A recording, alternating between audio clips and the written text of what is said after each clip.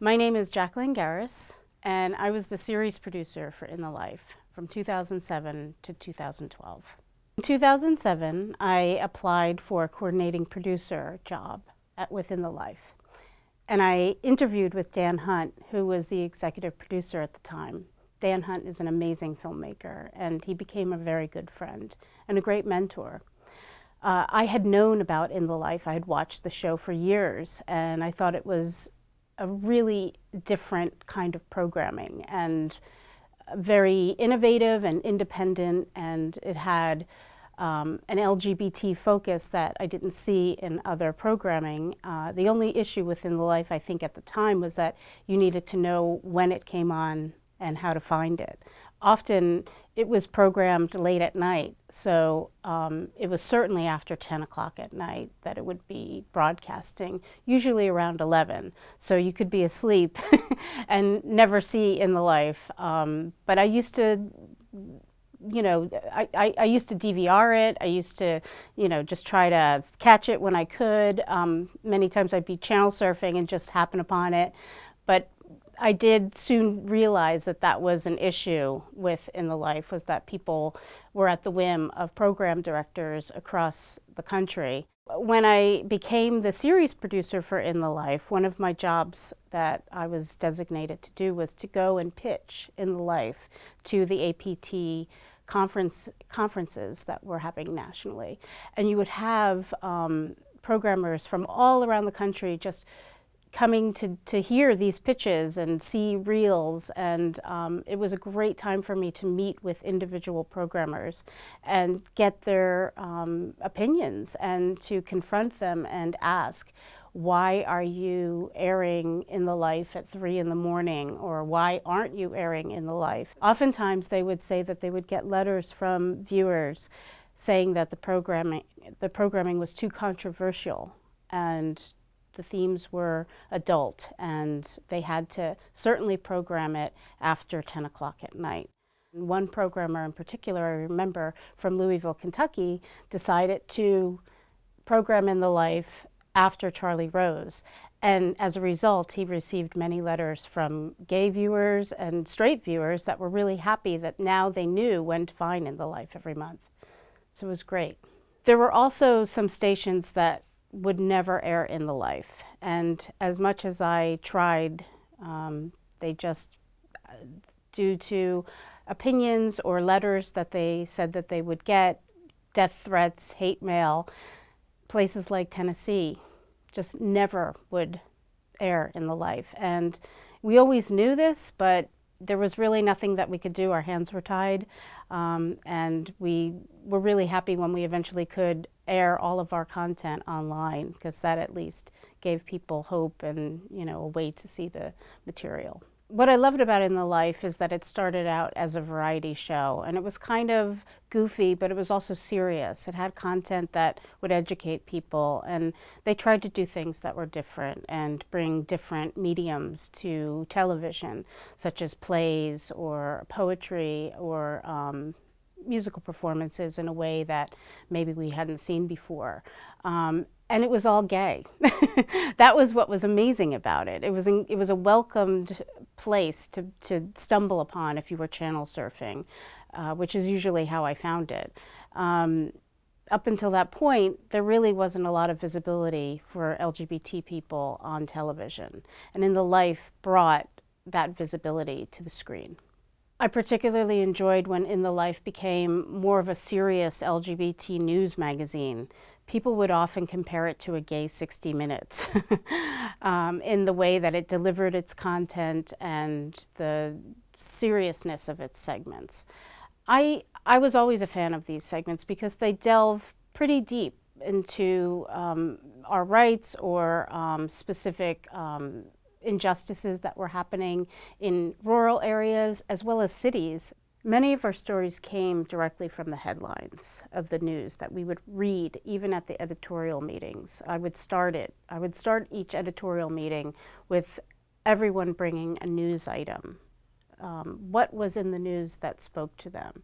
And I think that really allowed to have a diversity amongst our group, but also among the funding pools that we knew existed. In the Life would take a topic and create a segment about it. And no one had discussed this in such depth before. And it got everyone to rally around huge topics. Or issues of the day that maybe they missed in the newspapers.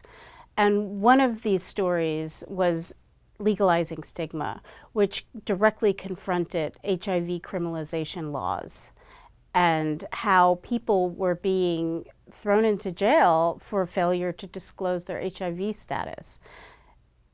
It was yet another experience at In the Life where you look at something one way in the beginning, and because you're a producer, you have to be unbiased, and you approach a subject and you research a subject, and then you get it. You understand what's at stake here. You understand the level of injustice that's happening to people who are affected by these laws that are draconian. Over time, working with Dan Hunt, the executive producer, we decided to develop new segments like our conversation series, which was such a joy to work with because we could book people like Edward Albee and Kathleen Turner and get them to just talk together about the work that they had done and the issues of the day. And it was just, you knew you were doing something important but also fun on those segments. And working with Dan was great. He was a great mentor. I really enjoyed Dan Hunt's role at In the Life. When Dan left, I had the opportunity to work with Charles Ignacio and John Catania. They were just a gift because they brought with them this wealth of experience, how they produced In the Life when Charles was at the helm as the executive producer. When John and Charles left, I thought about the responsibility it took to be the series producer. And I had just completed a documentary that had won an award, and I felt I now could focus my energies on being the series producer. So I told everyone that I wanted to put my hat in the ring, and I was lucky. I was able to become the series producer. My role as the series producer was challenging, but also a gift and a privilege. The first thing that I wanted to do was to get rid of the host format because I felt like the host format wasn't really serving us the best way that it could have. I didn't feel the host was taking the viewer into any deeper interest. So I created packages of a voiceover of our host and showed the same segment to the board with just the voiceover and taking out the host, and they loved it. So they felt more engaged. So we ended up creating these mini packages, these little voiceover packages that would introduce not only the show, but also each segment. And it kind of turned into a gay frontline. At least that's how I was pitching it. I pitched it as a gay frontline to the public television stations. The first segment I produced for In the Life was called Wide Stance, and it was about entrapment.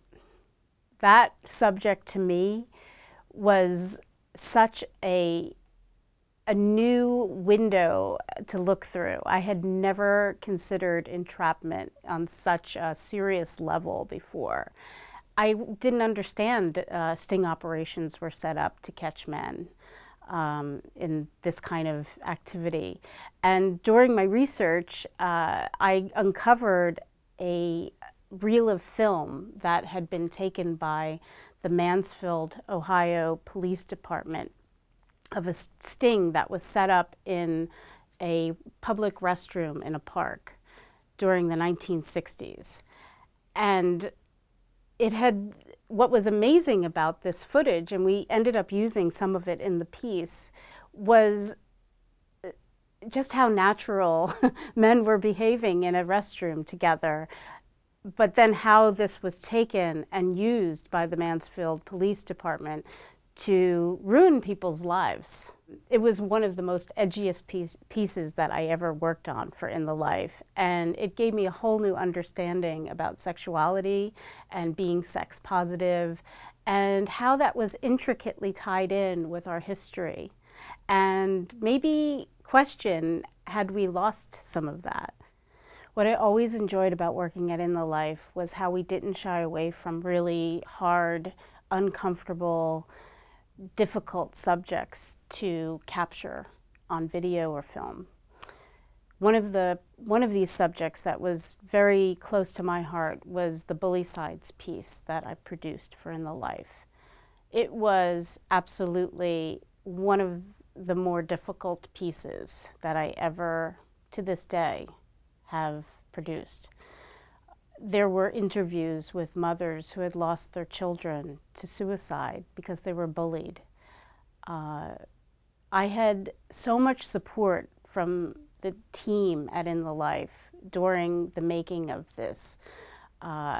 It was great to be a part of a group that recognized that being a media maker and putting these images together could be difficult.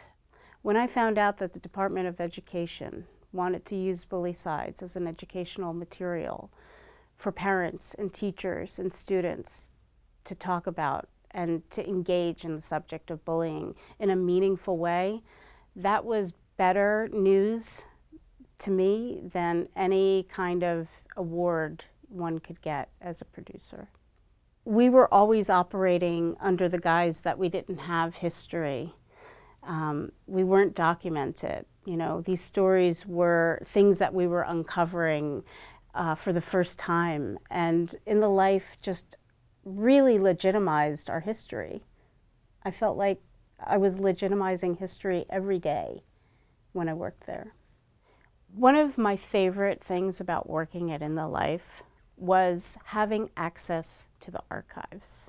And that's what's great about the UCLA Film and Television Archive, because it puts people in that same seat that I was in our edit rooms. We used to be surrounded by these tapes that went back far beyond even when In the Life was started in 1992.